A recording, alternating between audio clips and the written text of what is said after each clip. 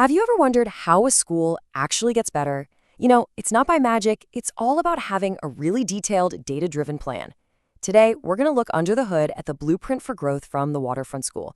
We'll see how they figure out their challenges and build a real roadmap for success. Let's get into it. So the school's entire game plan is built on these four big ideas: Indigenous education, achieve, thrive, and belong. Think of these as their guiding stars. Achieve is all about nailing the academics and core subjects. Thrive is about giving students the skills and the confidence they need for the future. And belong is about making sure school is an inclusive, welcoming community. This framework is the foundation for everything else we're about to explore. All right, here's our plan for this explainer. First, we'll look at the school's basic blueprint. Then, we'll dive into their diagnosis, looking at both the hard numbers and what the students are actually experiencing. From there, we'll check out their action plan, how they turn all that data into real change. And finally, we'll zoom out and look at the big picture. Let's see how it all fits together. Okay, so before we start digging into any numbers, it's really important to understand how the school even thinks about learning. They use a pretty specific framework to look at what's happening in the classroom, and honestly, it's central to their whole strategy. This slide breaks down something fascinating: what curriculum actually means. It's not just a textbook, not by a long shot. The Waterfront School sees it as a three-part system: what's intended, what's implemented, and what's experienced. And the real key to making a school better is closing the gaps between these three things. So first up, you've got the intended curriculum. This is the what. It's the official game plan from the Ministry of Education. It's the big picture goal of what every student is supposed to learn. Next, there's the implemented curriculum. This is the how. It's what the teacher actually does in the classroom to bring that plan to life, using their own methods, tools, and textbooks. And finally, we have what's probably the most important one: the experienced curriculum. This is what the student actually gets out of it. What did they really understand? Where did they get lost? What part made them excited? Because at the end of the day, a perfect plan doesn't mean much if the student's experience doesn't match the goal. All right, with that framework in mind, let's move into the diagnosis phase. And like any good diagnosis, the first step is to look at the charts, the hard data from standardized tests that gives you that first broad overview. So here are the grade 3 results from the EQAO, which is Ontario's big standardized test. And if you focus on the reading scores, a pretty concerning trend pops right out. In 2022-23, 90% of students were meeting the standard. A year later, it dropped to 79%, and it's projected to hit 70% in 2024-25. A 20-point drop in 3 years? Yeah, that's a red flag. And this isn't just a blip on one test. This slide shows the school's own report card data for grade 3 literacy, and you can see the exact same downward trend. When you see different sets of data telling you the same story, you know it's a real area of concern. But numbers are only one piece of the puzzle, right?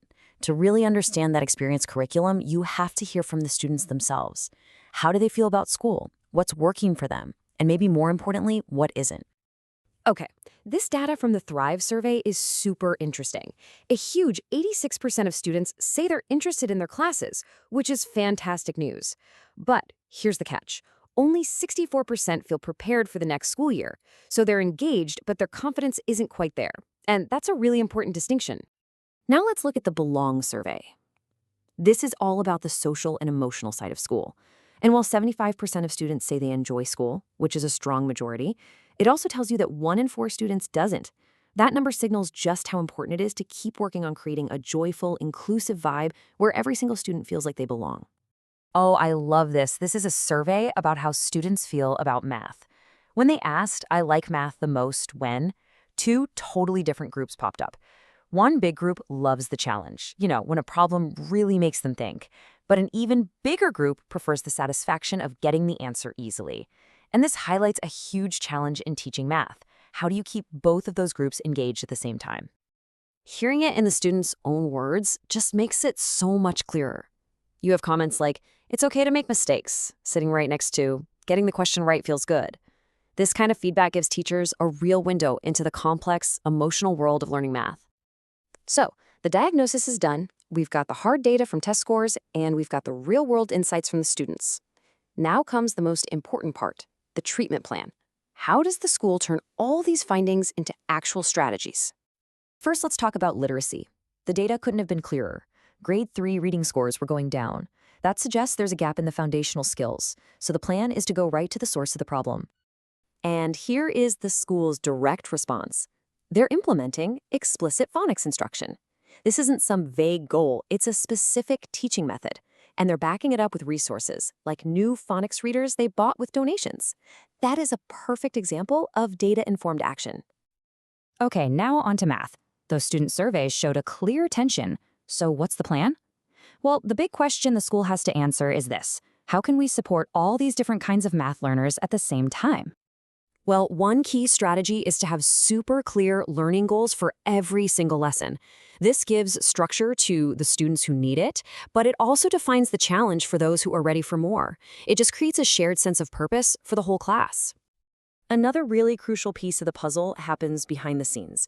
It's all about teachers collaborating, working together on planning and grading. This is so important because it ensures that skills are built up step by step as students move through the grades. It creates a seamless path to getting really good at something.